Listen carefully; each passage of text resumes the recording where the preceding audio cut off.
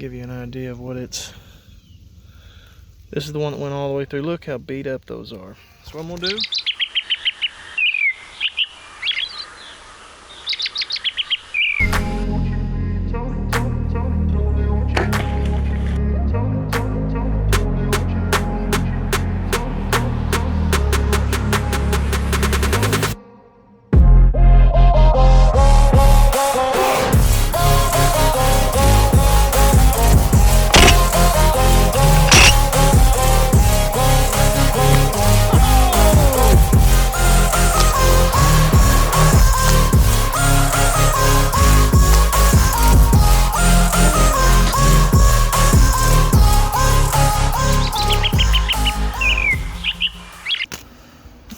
I want to do a little video on TAC driver vanes from TAC vanes.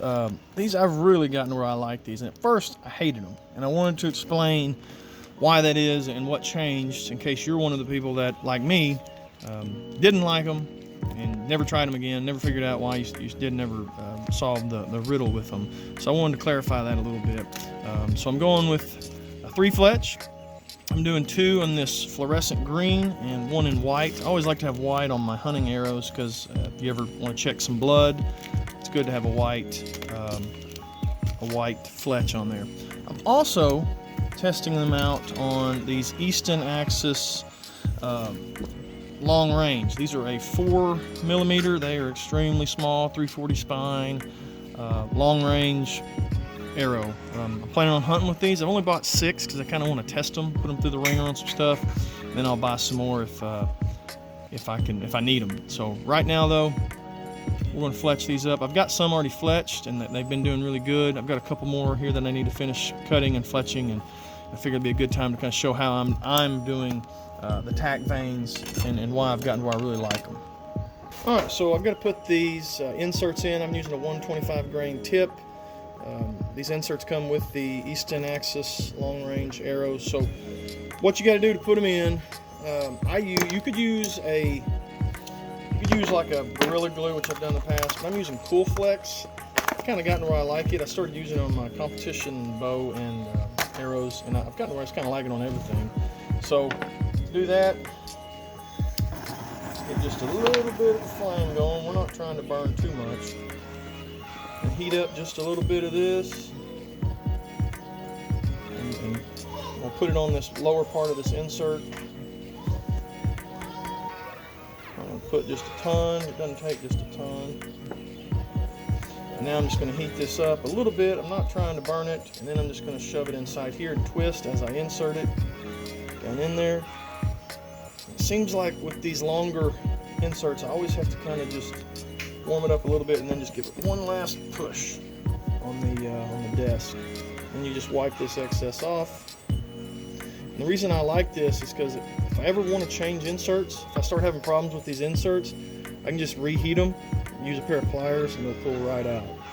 And it doesn't, whereas if I was using Gorilla Glue, they're ruined. They're in there forever. So that's just a little bit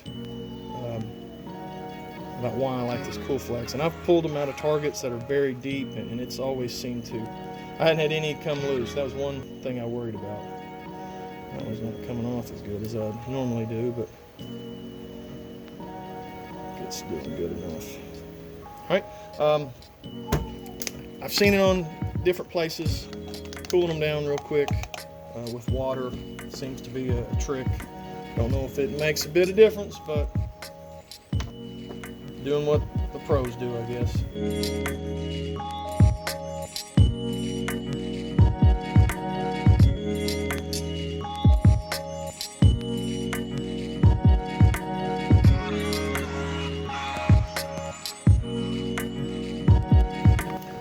All right, so while those are cooling down, a little bit about why I like these TAC vanes.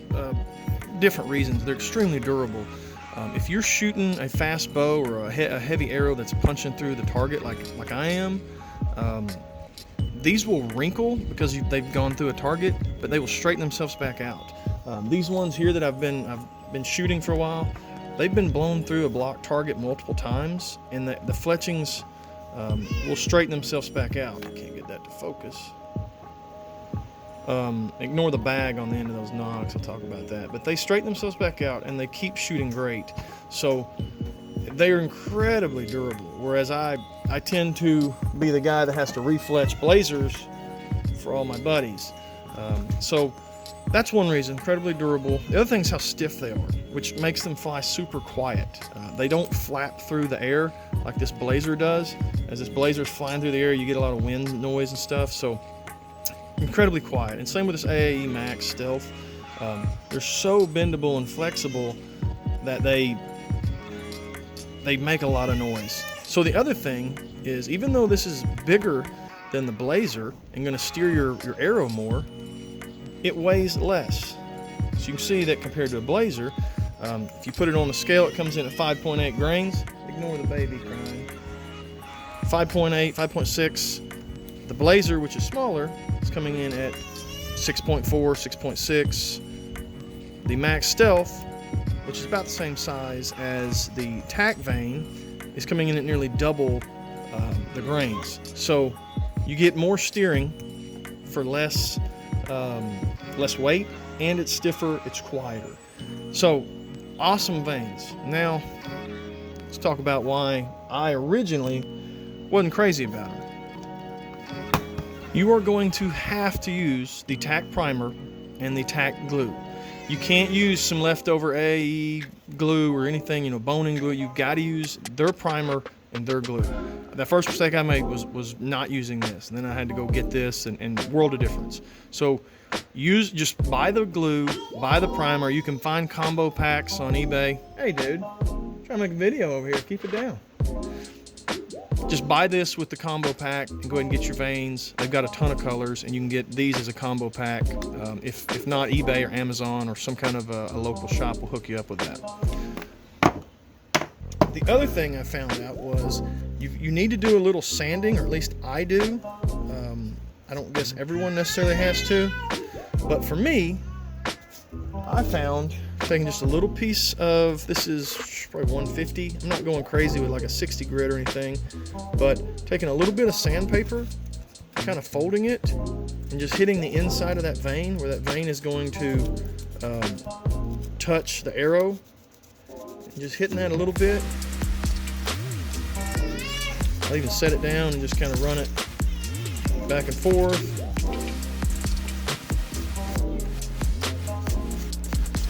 And get down in that channel itself.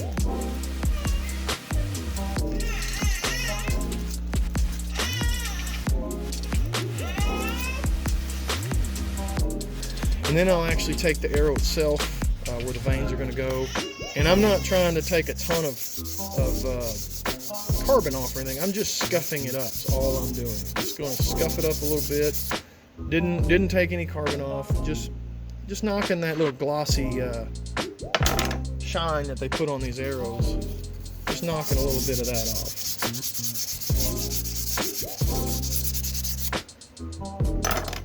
So I'm going to do that for all of these, and then we'll talk about gluing them on.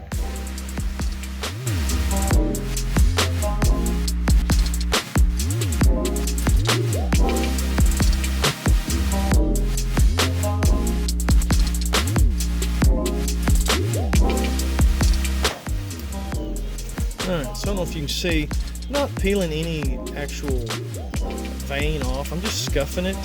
You just kind of roughing it up a little bit. I don't know that it's necessary, but it seems to have made a difference for me, and it was a kind of a tip given to me from my archery shop. So it might be something worth giving a try for you. Alright, so I've got them set up here in my jig. I'm using a straight clamp. The only thing I really do that's kind of different maybe is I'll take my primer pen and I'll just dab it on this paper towel. I'll get a little come out, just a little dab of actual primer. And then I go ahead and prime the shaft as well as priming the vanes. Especially I think after you sand a little bit, you can get some carbon come off on the shaft itself. So that helps. Put that back in there. So now what I'm going to do is just my 3 arrows that I'm fixing to do, I'll go ahead and just run a little primer on there. And I'm not looking to soak it. I mean, the tip of this is already wet from dabbing it onto that napkin. So I'm not really trying to get super aggressive. And I just prime 1 arrow at a time. I'm not going to do the other 3. I'll wait until I'm fixing to actually put those on. Then I'll prime those 3. So on my jig, I like to have the bottom of the fletching on this little, kind of hard to tell there. Put it in focus. There's a little notch right here. That's kind of my go-to notch for where I always try to line them up. So, make sure we're in the groove. Yep. So all I'm going to do now, put a little dab of glue. And this glue is a little different texture than what I'm used to, or what you may be used to with like a Boeing glue. It's just, it seems a little different. I don't know if it's thicker or what. I try to fill the cavity up. I know some people say don't, and that's fine. My logic behind that is I can wipe off excess glue, and yeah, you'll waste some excess glue, but I've got a method for, I don't think you waste that much. But I can't, if I have to redo it, I've wasted the glue and the 3 fletchings. So that's my theory behind it. I'm going to hold it here for 10, 15, maybe 20 seconds. Open the clamp. Rotate it around. And do the same thing on this side. And I always like to wipe down this between each one.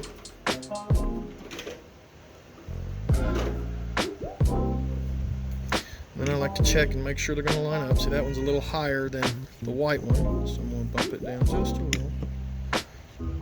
Yep, that looks good. Might be just a hair low.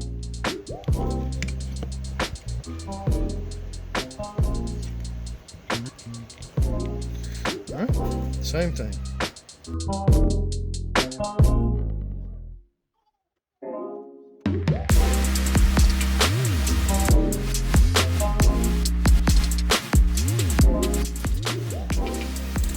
Wipe this off.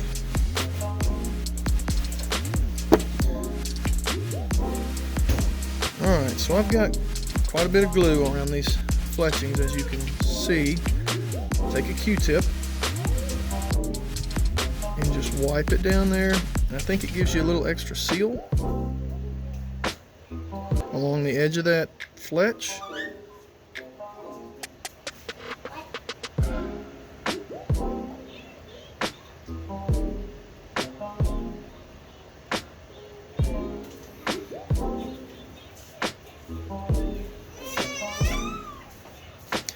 And if I got any on the Q-tip itself, I'll try to dab it at the end here. If I don't, then I'll just have to put a dab from my actual bottle of glue. And I just try to clean up any excess between the veins.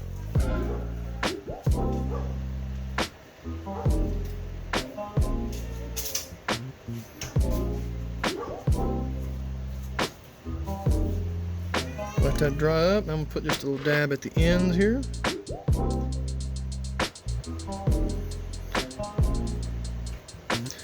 And I've gotten to where I don't do dabs on the back anymore. I just hadn't really found a reason for it, unless I see some that aren't attaching well.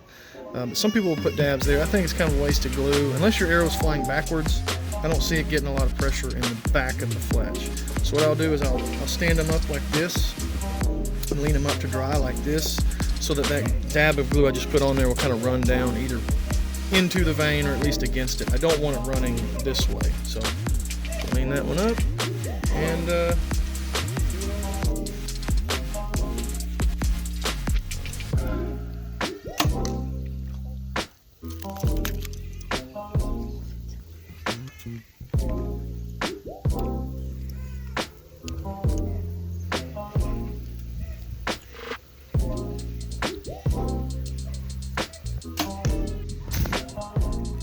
so I'm doing some sighting in. I've made some adjustments on this new bow.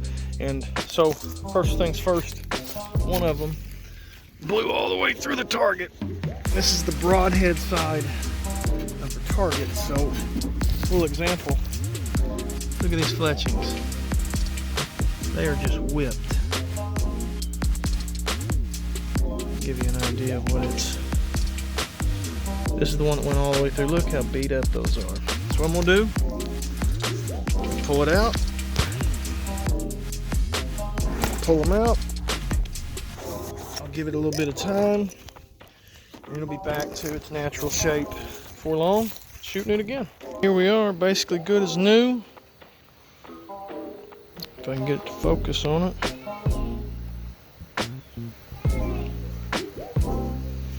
So about 5 minutes or so.